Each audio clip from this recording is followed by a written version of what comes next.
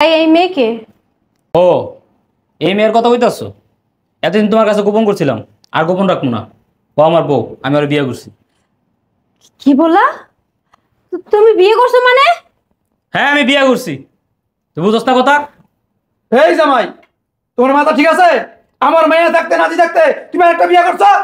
আমাদের 19 বছরের সংসার, আমাদের একটা ছেলে আছে, তুমি আরেকটা বিয়ে করতে পারলা? তুমি কি ভুলে গেছো যখন তোমার দুটোটা কিডনি ড্যামেজ হয়ে গেছিল, ডাক্তার বলছে ইমার্জেন্সি তোমাকে যে কোনো একটা কিডনি না দিলে তুমি বাঁচতে পারবে না।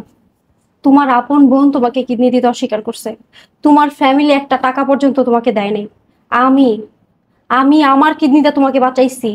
আমি আমার ফ্যামিলি থেকে হাতে পায়ে ধইরা 30 লাখ টাকাই না ইন্ডিয়া গিয়া তারপর তোমার অপারেশন করে তোমাকে বাঁচাইছি।